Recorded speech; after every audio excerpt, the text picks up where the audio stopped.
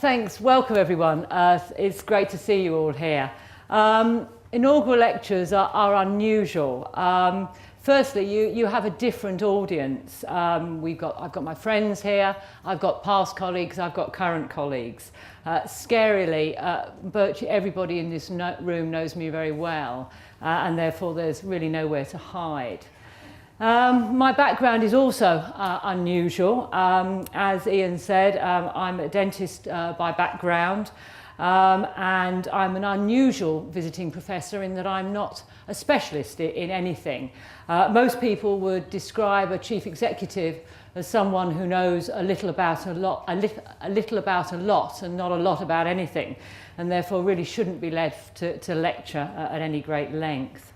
And I've also worked in a large number of different sectors in the NHS, and those are some of the services I've had the privilege of working with during my career. And you will see me referring to some of these services in what I'm going to talk about tonight. So, people often say to me, what's it like to be a dentist who's given up, no longer a clinician? And my answer is the same as many people in my shoes. It's not the technical aspects of dentistry I miss. I don't sit at home at night dying to do a bit of molar endodontics. Root canal therapy was never my favourite. But I do miss the contact with patients. And I also miss the immediate gratification you get from working and caring for people. So I've chosen to talk to you tonight about something that's at the heart of what I'm personally interested in, and something that's topical, and something that I hope for all of you in this audience will have something of interest. So I'm going to try and juggle around a bit and find some different bits of that everyone will go away with something that they can recognise. So my starting point really is to look back and say what's changed in the years that I've worked in the NHS. Firstly, there is an increasing emphasis on individuals' own responsibility and participation in their own health. In my training, whether it was explicit or not, the prevailing view was that doctors and dentists knew best, and the medical model of care was commonplace and routine. That's changed.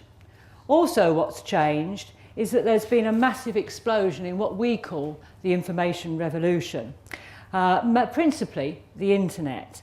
And now patients have much better access to information than they ever had before. I was listening to Radio 4 the other day on the way to, in the car on the way to a meeting, and one of the commentators was rightly pointing out that if we'd said, say, 25 years ago, that we could sit in the pub having a chat with our friends, and one of us would get a small handheld device out, and on that device we could look up anything we wanted to know about the subject. We could look up statistics, we could look up references, we could possibly listen to some radio, we could look at a TV programme. It would have seemed like science fiction, but most of you, not all of you, but most of you will have a smartphone in your pocket tonight. And so that access to information has dramatically changed. So individuals can have easy access to health information. And from the health policy point of view, the aim of providing health information is threefold. Firstly, it's about allowing people to participate in their own care. Secondly, it's about allowing people to participate in decision-making in their own care, i.e. what drug to use, what treatment options. And thirdly, it's about increasing control over and improving their health. The first two of those, that is participating in your own care and getting involved in making those decisions, are about patient empowerment. The third is about health promotion or the prevention of ill health, i.e. getting people to take better control of their own health. So this emphasis on giving people access to information and the empowerment of patients through that is seen in all of our healthcare policies in the UK today. You also see it in most of other industrialised countries. If you look at what America are doing, what Canada are doing, they're doing exactly the same thing. And governments have clearly an agenda around that. and they're trying to use their policy levers to change behaviour and produce improved outcomes at lower cost by getting people to shift the responsibility from the collective to the individual. So what I'm talking about is shifting it from the government or the state's problem to shifting it to being our problem and our responsibility. My perspective is that whatever the drivers, greater information and greater participation in care is the right thing to do for the individual, it's the right thing for each of us, but it's also the right thing to do for the economy. So that's where the governments are coming from on this issue. Together with this drive to give people more information and thereby empower them at the same time, there's also the public drive for transparency that we see all the time. Governments principally trying to make more and more comparative information available and easily accessible to everyone. You would have all picked up the stories about surgeons' performance data and how we need to show who's doing what and who's achieving what. However, to talk about this all being driven by governments is wrong. There is a huge drive from individuals as well. Individuals now expect to interact with people like us as healthcare providers in a way they do with every other service provider. And they want to use channels such as the web and their mobile devices. So if we go on holiday these days, we all have an e-ticket. We all check in online before we get to the airport, we choose our seats, and then when we actually get to the airport, we go through a self-service booth and we don't touch a receptionist at all. And experience from other industries tells us that people like self-service models. They appreciate that. We have self-service booths in our hospital in some of our units. And when I go on care rounds with Helen, our Director of Nursing, who's here today, people tell us how much they like them. They also tell us how much they dislike when they break down, which isn't that uncommon an incident. So the way we shop, the way we bank, the way we live our lives has changed. And we need to think about that in terms of healthcare. Of course, there are aspects of the new systems that drive me mad. This particular one on a Friday night when I'm trying to get my shopping is pulls the limit, and I now refuse to go through the line. So, many commentators would say that the NHS and private healthcare has been very slow to capitalise on new innovations such as social media. The governors from BWH, who are here tonight, would rightly point out that I'm personally highly resistant to Twitter. And I proudly say at most board meetings, I do not tweet. And that will be the case for some time. However, there are aspects of these new technologies that I'm not sceptical about at all. One example I'd probably like to particularly talk about is this concept of using websites to connect patients who share long-term conditions. That enables them to exchange ideas, tips for self-care and other information. This website's called Patients Like Me. It's an example from the USA. It was set up by two brothers whose third brother was terminally ill from a neurological condition. And they set the site up principally for him to learn more about his condition and how to manage it and how for him to have the best quality of life.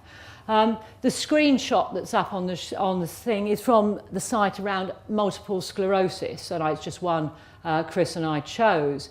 There are 32,000 patients with multiple sclerosis logged onto this site. And you can look at the age when they first got their disease. You can look at what symptoms they're having most commonly, and then what medications they're taking for it, what treatments they're receiving, what side effects they get from those treatments, how they rate the effectiveness of those treatments. And this is really helpful to people with those types of conditions. Obviously, it's not as well developed in some areas as others. If you went on, and I went on for Phil yesterday and found out about endometriosis, and there's only 862 people, Phil, with that on there.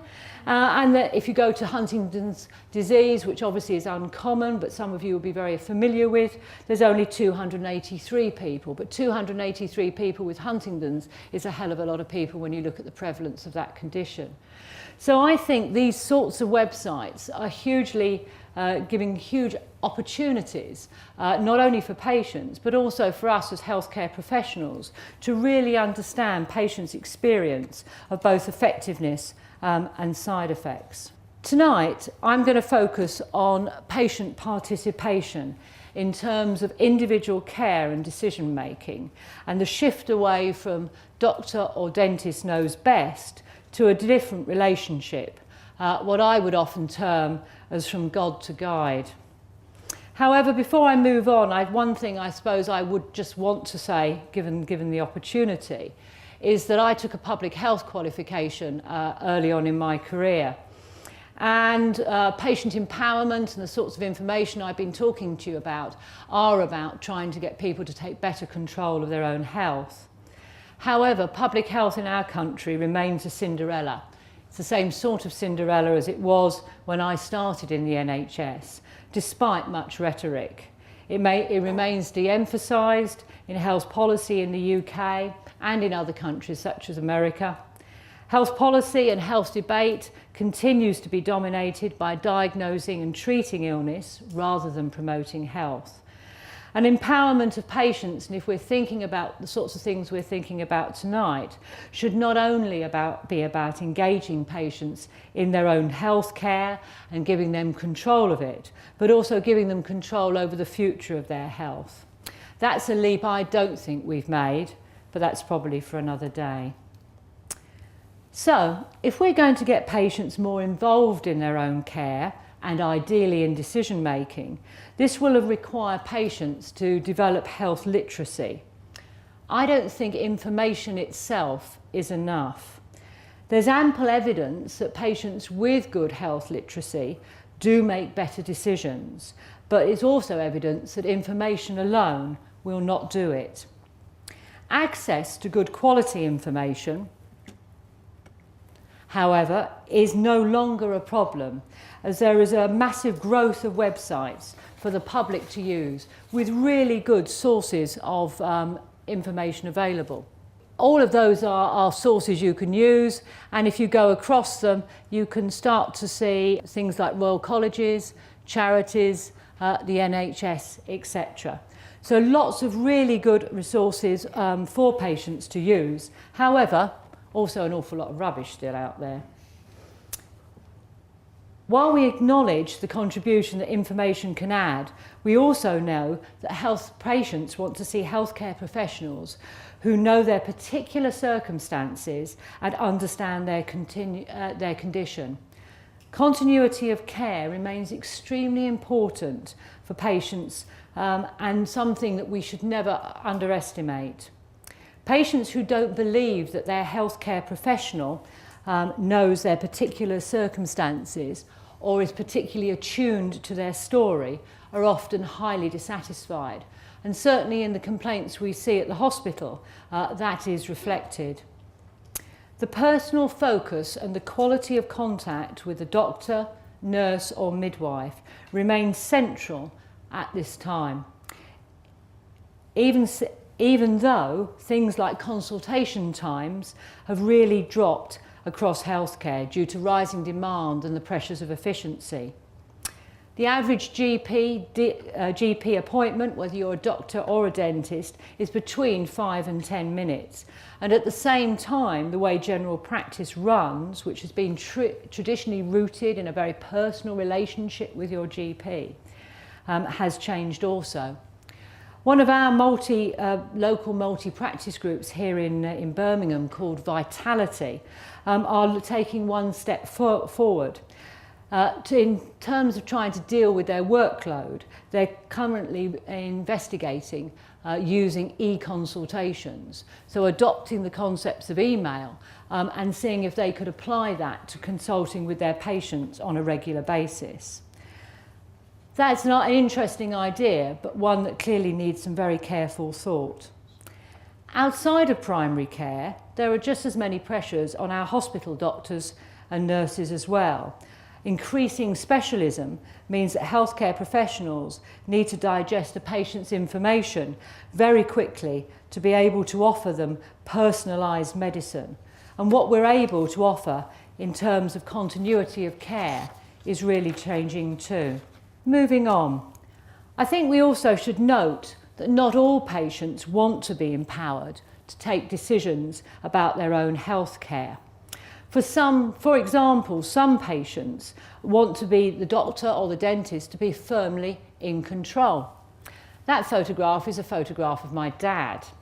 Some of you knew my dad and will remember him. He was not a man who was bound by convention, I think is probably fair to say. Not that he was wildly eccentric, but he didn't feel the compulsion to act by society's norms.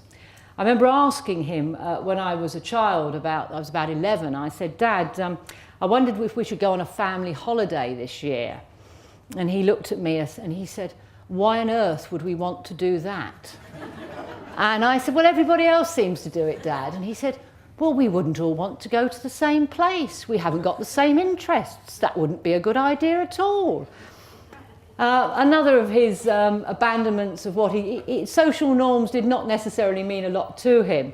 And although we didn't go out to eat a lot as when I was a child, when we did, if he felt that the chef had done a good job, part of the essential part of the process was going into the kitchen to thank the chef personally.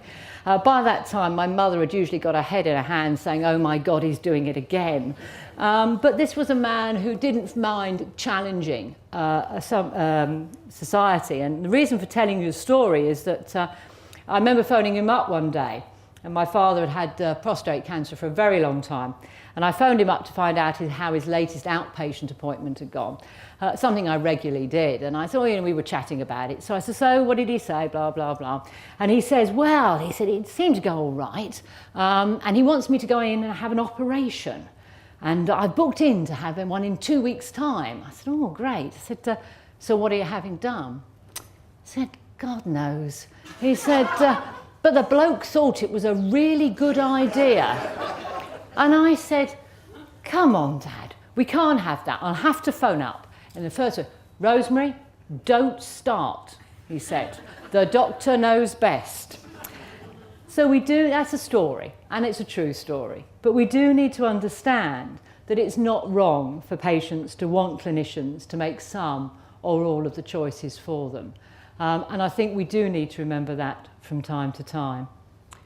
We also need to know that there are different segments of the population have very different attitudes towards both self-management and self-care.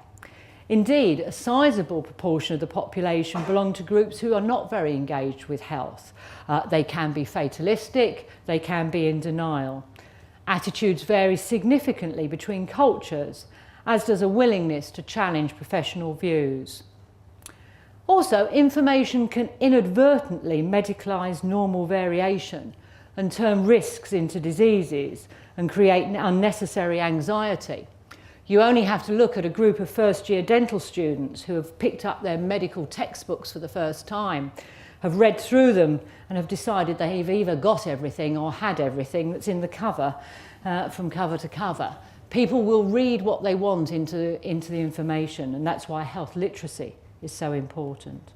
We also need to recognise that our drive for people to take greater personal responsibility for their own health and for patient-led stories also means additional work and tasks for people.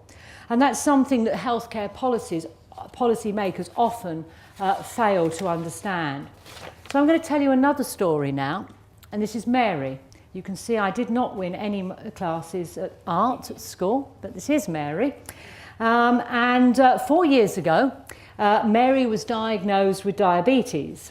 This came as a shock to her, as she was unaware of any history of diabetes in her family.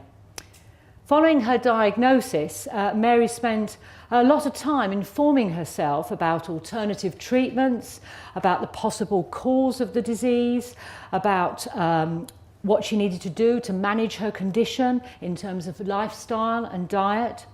She attended clinics and support groups suggested by her specialist nurse.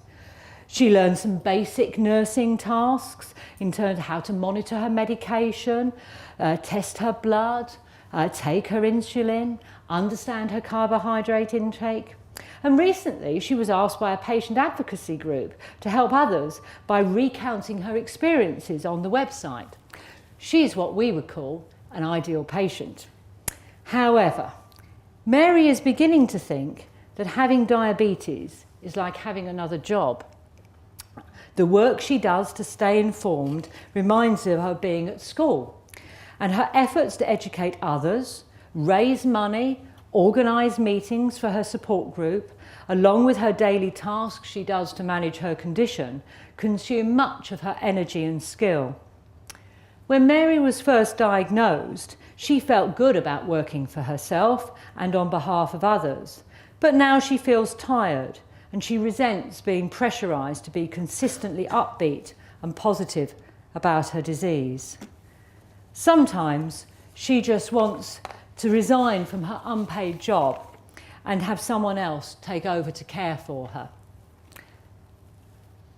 So, food for thought, I think. And at times I do think we need to think about some of the roles we expect patients to play for themselves. For patients, care can be much more important than information. And information, I would contend, is not a substitute for relationship of care.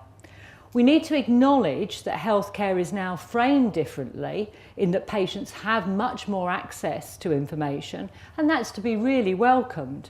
But the importance of the relationships between healthcare professionals and their patients have not changed. They've just got more complex. Interestingly, patients value information not only because they can understand and participate more, but because they see it as a way of building relationships with clinicians. The expert patient programme in the NHS, which many of you will be familiar with, wasn't just about information, access and knowledge. The goal of the programme was to enable patients to manage their own health better and, most importantly, teach them how to communicate with their doctors and nurses.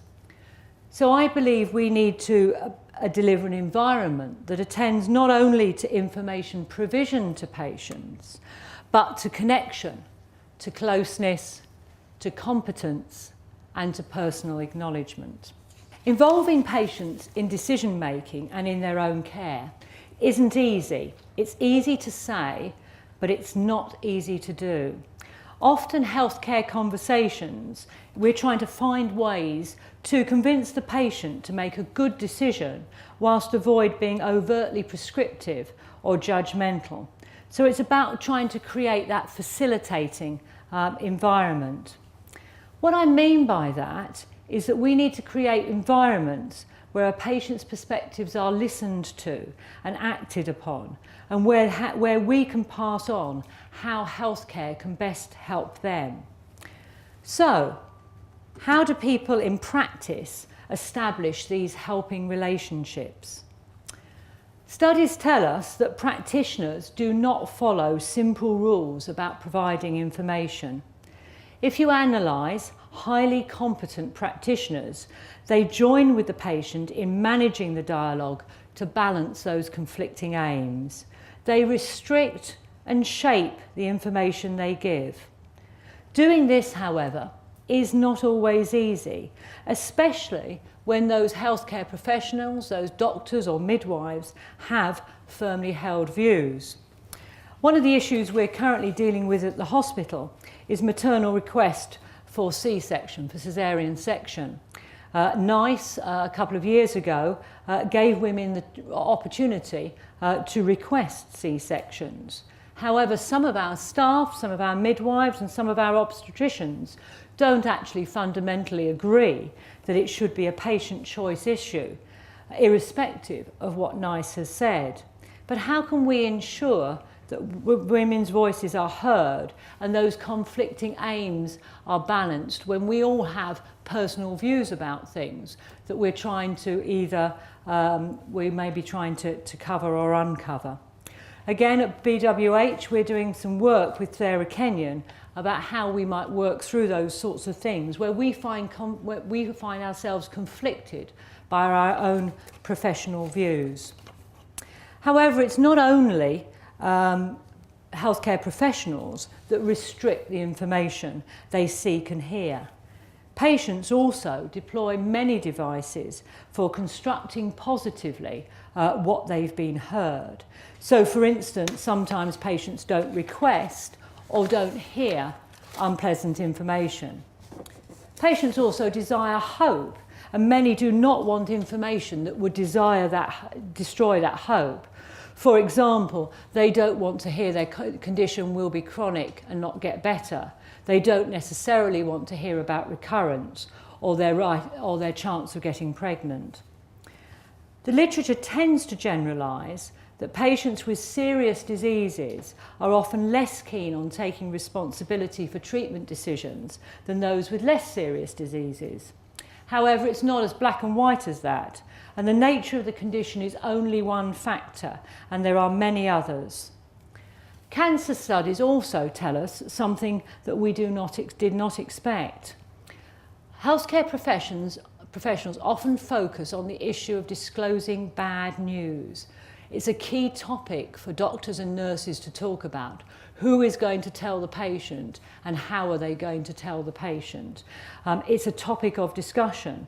But in reality, patients have a much broader perspective of the dialogue, and they focus on their overall experience of contact with the healthcare team, not on the bad news component. In a patient's cancer journey, the bad news question is often described by patients in terms of the process, the whole relationships, from symptoms to end of treatment. People speak of their concerns for a connection and their concerns for the need of acknowledgement, not about the bad news question. Similar findings are seen when you examine patient stories.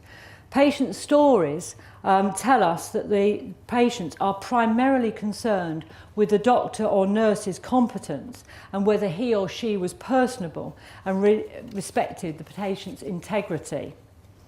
From a patient's perspective, the essential element is to be confident in the practitioner's commitment to care.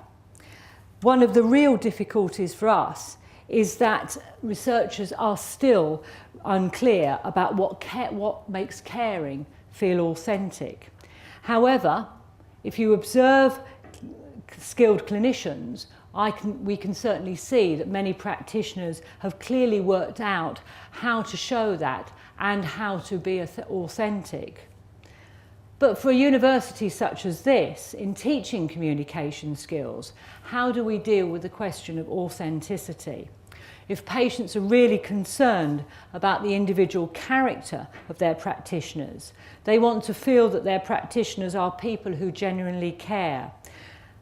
But we sometimes designate communication as a skill and separate it from an individual's core character. Failure to attend to connectedness and kindness between healthcare workers and patients often fails to address a key dimension of care. You will all have read many stories over the last 2 years about the NHS in your newspapers and on the TV and in your work situations. And we all know what the NHS has been accused of and how we have failed many patients. If anything, that tells us, all those stories tell us, is that one thing they tell us consistently is that kindness is a key. Patients' narratives tell us that kind behaviour or connectiveness are often very ordinary, everyday things. It's about fellow feeling, it's about warmth, it's about attentiveness. Those are the things that are strongly associated with patient satisfaction. Therapeutic alliances. This is a term that we used a lot in mental health, particularly around psychotherapy and counselling. And it refers to the relationship between a therapist and a client, which links to trust, where the patient believes that the therapist has their best interests at heart.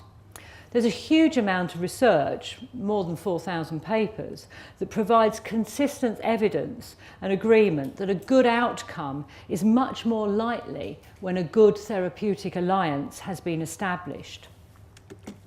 In their book, Intelligent Kindness, John Ballard and Penelope Campling say that the qualities that promote a good therapeutic alliance are integral to kindness.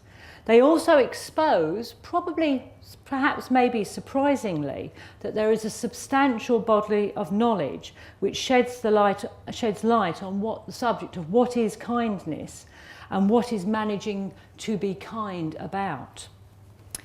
NHS psychotherapy is with people who are anxious and vulnerable, but accident, physical illness, pain, hospital admission, all of those can trigger the same feelings in all of us. Therefore, the lessons that come from the provision of psychotherapy are valid across a much broader range of services. Kindness can mitigate anxieties by building trust. This then improves the patient's sense of well-being and promotes communication and cooperation. I'm going to quote from a breast cancer patient to illustrate that point. I had complete trust in both the surgeon and the oncologist who have been treating me for cancer. When I have had decisions to make about the choices open to me in the next steps of treatment, each of them, while discussing the possible options, has also offered a more personal opinion. In the case of the male surgeon, he would say what he would recommend if his wife was in the situation. And in the case of the female oncologist, what she herself would do given the choice of options. Because of the trust I had in both of them, this has made the decision about what to do next very easy for me. I have not felt the need to examine statistics or trawl the internet for information. I have felt confident in making my decision, given that my doctors, whilst being experts in their own field and having my best interests at heart, were also able and willing to empathise with me and with my situation. I am convinced that excellent patient experience is about the quality of conversations we have with patients. Information can and will play an important part in developing that dialogue, but the personal and professional attributes of healthcare workers, I believe, is key. I am not surprised about this, but why is it so central was one of the questions I have asked myself. And I've looked at some work in America done by some current psychologists there around the issues of attachment theory. Now, some of you in the audience will be familiar with attachment theory. Attachment theory is the model of caring relationships, which looks at the development of close relationships in infancy. There is growing evidence that the quality of caregiving shapes the development of the neurobiological systems that regulate stress and self-soothing. Over the last 20 to 30 years, there has been a huge leap forward in our understanding that warm, attuned caring in early life can influence the way our brains develop. That's a fairly crude description for me of what attachment theory is. Michelle in the audience and Alison are much better qualified than me to talk about it. And our practice today in our neonatal unit at BWH reflects this.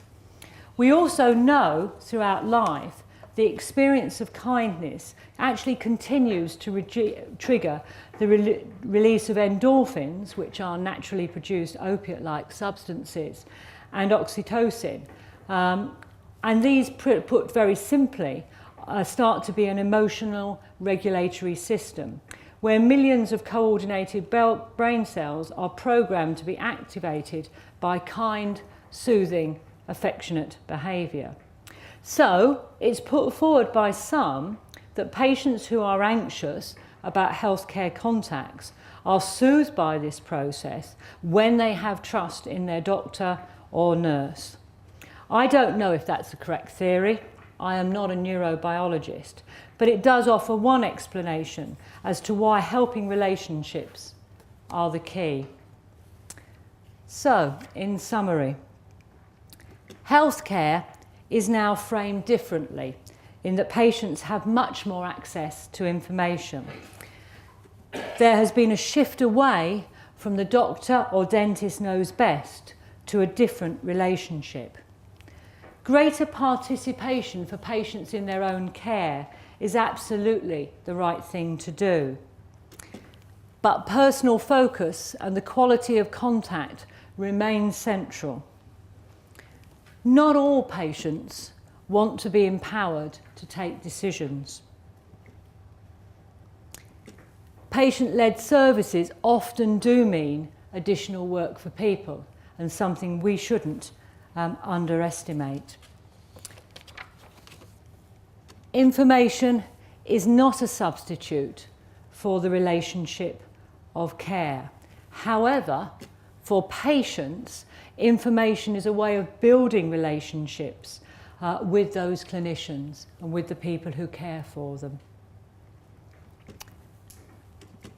Practitioners do not follow simple rules in clinical conversations. The essential element is the confidence in the practitioner's commitment to care. And authenticity is a key, but we don't know how to measure it. To fail to attend to connectedness and kindness between healthcare workers and patients fails to address a key dimension of care, something I'm afraid the NHS has had a painful lesson in recently. Qualities that promote a good therapeutic alliance are integral to kindness. And finally, and most importantly, kindness is not a soft, sentimental feeling outside of the technical business of delivering healthcare. Thank you.